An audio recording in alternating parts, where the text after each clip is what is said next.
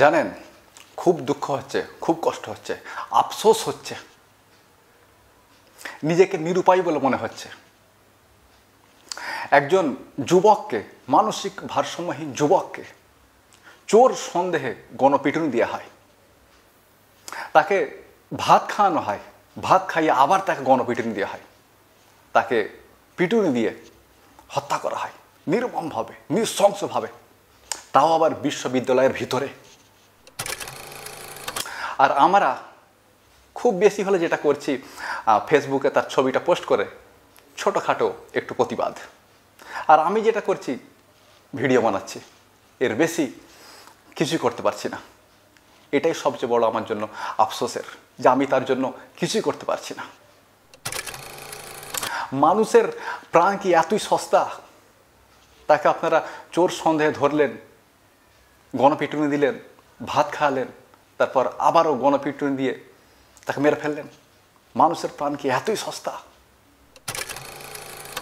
আজকের ভিডিওয় আমরা ছোটোখাটো প্রতিবাদ করেইছি, মানুষের প্রাণ কতটা মূল্যবান সেই সম্পর্কে আলোচনা করেছি, হত্যার শাস্তি নিয়েও আজকের ভিডিও আলোচনা করেছি, হত্যার পরিণতি নিয়ে পরকালে কী হবে সেই সম্পর্কে আলোচনা করেছি। যদি চান তো একটু কষ্ট করে ভিডিওটা শেয়ার করতে পারেন, হয়তো অনেকেই সচেতন হবে আপনার একটা শেয়ারে। আর সম্পূর্ণ ভিডিওটা দেখার পর আপনার কি মনে হলো, আপনি কি মনে করলেন, আপনি কি ভাবলেন, সেটা অবশ্যই আমাকে কমেন্ট করে জানাতে পারেন।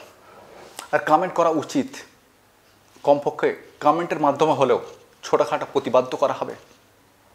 আল্লাহকে এইটুকু বলতে পারবেন যে আল্লাহ বড় কিছু করতে পারেনি, কিন্তু ছোটোখাটো হলেও তার প্রতিবাদ করেছি। আসসালামু আলাইকুম।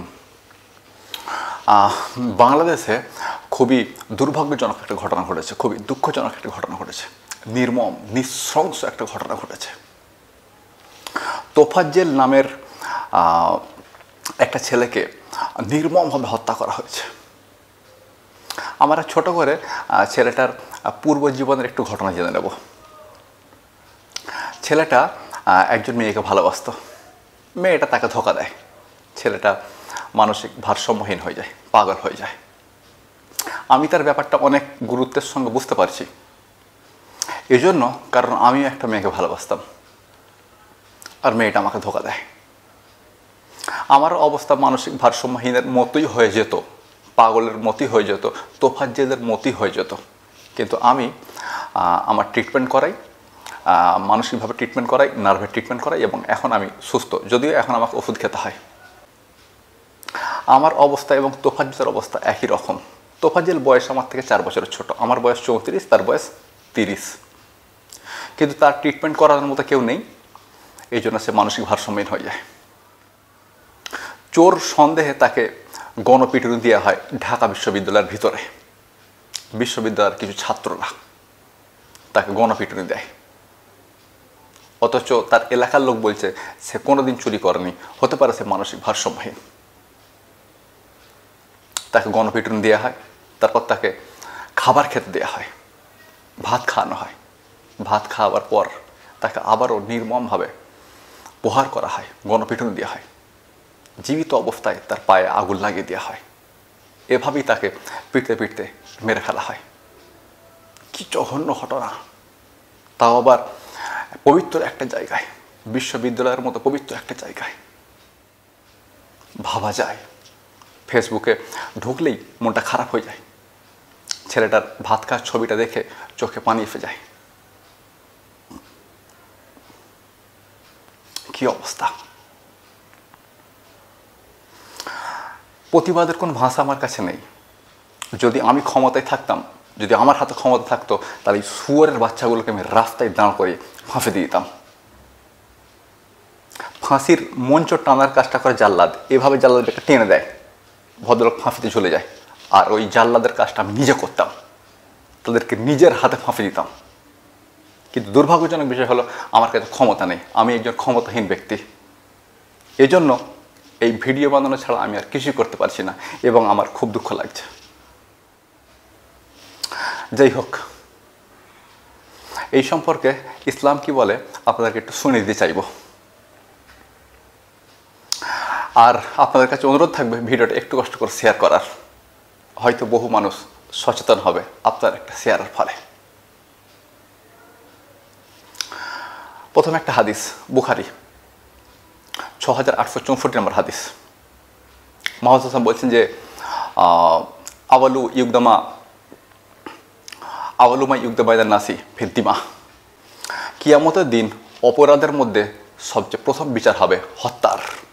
কিয়ামতের দিন অপরাধের মধ্যে সবচেয়ে প্রথম বিচার হবে হত্যার। আমলের মধ্যে প্রথম বিচার নামাজের, অপরাধের মধ্যে প্রথম বিচার হত্যার। আওয়ালুমা ইউগদাবাইদান নাসি ফিদ্দিমা, কিয়ামতের দিন অপরাধ সমূহের মধ্যে সর্বপ্রথম বিচার হবে হত্যার। অবাক করার ব্যাপার বলবো একটা, কিয়ামতের দিন তোফাজ্জেল যখন উঠবে তার সঙ্গে তার খুনিরা উঠবে। তোফাজ্জেল তাদের মাথা ধরে এভাবে তার মাথা ধরে আল্লাহকে বলবেন, রব্বি হাল হাজালিমা কতালানি, হে রব, হে প্রভু, হে প্রতিপালক, আপনি এদেরকে জিজ্ঞেস করুন এরা কেন আমাকে হত্যা করলো, কোন কারণে এরা আমাকে হত্যা করেছে। আপনি কি বিধান দিয়েছিলেন তাদেরকে আমাকে হত্যা করার জন্য? যদি না দিয়ে থাকেন তাহলে কেন তারা আমাকে হত্যা করলো আপনি তাদেরকে জিজ্ঞেস করুন। কি মারাত্মক হাদিস।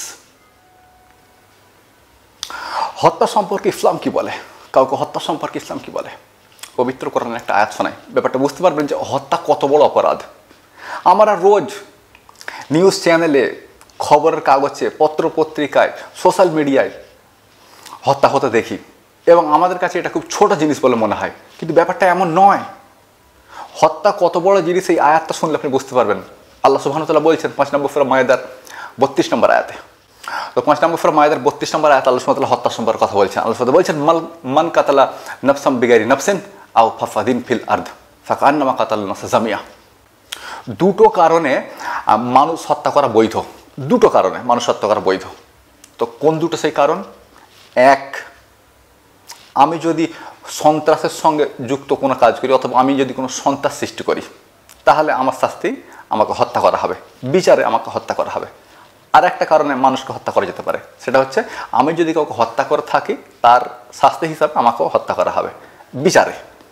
এই দুটো কারণ ছাড়া যদি কোনো মানুষকে হত্যা করে, হিন্দু মুসলিম ইহুদি খ্রিস্টান নয়, যদি কোনো মানুষকে হত্যা করে সে যেন সমগ্র মানব জাতিকে হত্যা করে। একজন মানুষকে হত্যা করা গোটা মানব জাতিকে হত্যা করার সমান, মানে তোফাজ্জেলকে হত্যা করা 800 কোটি মানুষকে হত্যা করার সমান। আজকে পৃথিবীতে প্রায় 800 কোটি মানুষ বসবাস করে, একজন তোফাজ্জেলকে হত্যা করা 800 কোটি মানুষকে হত্যা করার সমান। কত বড় অপরাধ কল্পনা করুন। একজন মানুষকে হত্যা করা মানে একজন মানুষকে হত্যা করা নয়, একজন মানুষকে হত্যা করা মানে 800 কোটি মানুষকে হত্যা করা। আর আমাদের সামনে এই ঘটনাটা ঘটে গেল আর আমরা জাস্ট ফেসবুকে এটা দেখছি। ছোটখাটো প্রতিবাদ ছাড়া আমরা কিছুই করতে পারছি না।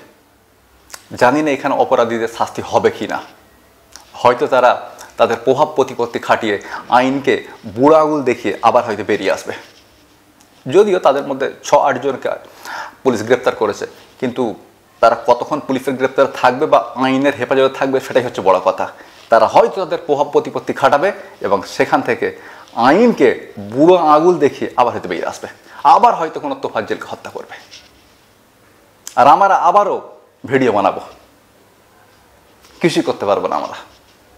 কি অবাক্কার ব্যাপার, তাই না? তো প্রশ্ন হবে ইসলাম অনুযায়ী এখন তোফাজ্জেলের যারা খুনি তাদের শাস্তি কি?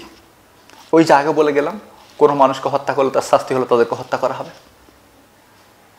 মান কাতালা নাফসাম বিগাইরি নাফসিন আও ফাসাদিন ফিল আরদ ফাকান্নামা কাতালা নাফসা জামিয়া। একজন মানুষকে হত্যা করা সমগ্র মানব জাতিকে হত্যা করার সমান। আর দুটো কারণে মানুষকে হত্যা করা বৈধ, এক যদি সে সন্ত্রাস সৃষ্টি করে থাকে, আর দুই যদি সে কোনো মানুষকে হত্যা করে থাকে। আমি যদি কোনো মানুষকে হত্যা করে থাকি এর শাস্তি স্বরূপ আমাকেও হত্যা করা হবে বিচারের রায়ে। তোফাজ্জেলের খুনিদের ইসলামী শাস্তি, তাদেরকে ফাঁসি দেওয়া হবে। যদি আমার হাতে ক্ষমতা থাকতো, আমার হাতে আইন থাকতো, আমি তাদেরকে রাস্তায় দাঁড় করিয়ে প্রকাশ্যে ফাঁসি দিতাম, আর জাল্লাদের কাজটা আমি নিজে করতাম, তাদেরকে ফাঁসির দড়ি আমি নিজে পড়াতাম। আসলে তোফাজ্জলের জন্য আমার খুব মায়া লাগছে, জানেন তো। ছেলেটার মা মারা গেছে 2015-তে, আব্বা মারা গেছে 2019-এ। তার একটা বড় দাদা ছিল, পুলিশে চাকরি করতো, সেও মারা গেছে 2023-এ। ছেলেটার কেউ নেই। একটা ইয়েতিম ছেলেকে এভাবে আপনারা কিভাবে পারলেন একটা ইয়েতিম ছেলেকে এভাবে পিটিয়ে পিটিয়ে মেরে ফেলতে? আর এখানেই কি শেষ? এই বিশ্ববিদ্যালয়ের শুয়োরের বাচ্চাগুলো ছেলেটার ভাবিকে ফোন করেছিল অর্ধেক গণপিটুনি দেওয়ার পর। ছেলেটার ভাবিকে, তোফাজ্জলের ভাবিকে ফোন করেছিল যে আমাদেরকে 2 লাখ টাকা দাও, নয়তো তোফাজ্জলকে পিটিয়ে মেরে ফেলবো। মানুষ কিভাবে এত অমানুষ হয়ে যায় আমি জাস্ট এটা বুঝতে পারছি না। মানুষ কিভাবে এত অমানুষ হয়ে যায়? এর মানে কি দাঁড়ায়? এর মানে এটা নয় যে তাকে পিটতে পিটতে মেরে ফেলা হয়েছে, বরং এর মানে হচ্ছে এটা তাকে প্ল্যানিং করে পিটিয়ে মেরে ফেলা হয়েছে। নয়তো অর্ধেক গণপিটুনি দেওয়ার পর তার ভাবিকে ফোন করে 2 লাখ টাকা তারা ডিমান্ড করতো না।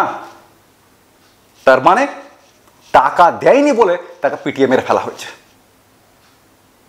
মানুষ এত অমানুষ কিভাবে হতে পারে?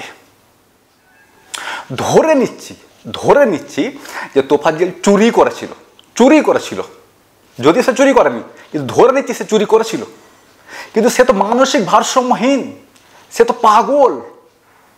তার উপরে না তো ইসলামী শরিয়ত লাগু হয় আর না দুনিয়াবি আইন কানুন। তারপরও আপনারা তাকে পিটতে পিটতে মেরে ফেললেন। যাই হোক, আমি 2-1 গালাগালি করে ফেলেছি, এটা উচিত হয়নি, কিন্তু আমি আরও যে গালাগালি করিনি এটাই সবচেয়ে বড় বিষয়। আমি 3টে উদ্ধৃতি করেছি, 2টো হাদিস এবং একটা আয়াত। 2টো হাদিসের মধ্যে প্রথম হাদিসটা ছিল বুখারীর হাদিস নাম্বার 6864, আর দ্বিতীয় হাদিসটা ছিল ইবনে মাজা থেকে, ইবনে মাজা 2621। আর একটা আয়াত উদ্ধৃতি করেছি, 5 নম্বর সূরা মায়েদার 32 নম্বর আয়াতটা। আপনারা হাদিসগুলো এবং আয়াতটা একবার চেক করে নিতে পারেন, এতে করে আপনাদের গবেষণা মস্তিষ্ক বিকশিত হতে পারে। সুতরাং চেক করতে থাকুন, ভিডিওটা শেয়ার করতে থাকুন। আর এই ধরনের ভিডিও শেয়ার করবেন না তো কোন ধরনের ভিডিও শেয়ার করবেন? আমার মাঝে মাঝে মনে হয় আমরা সরকার বিরোধী আন্দোলন করি, কিন্তু আমরা মানবতা বিরোধী আন্দোলন করিনি কেন?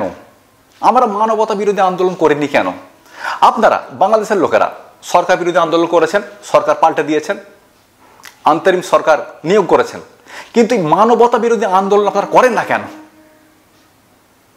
এটা আমার জানতে বড় ইচ্ছা হয়।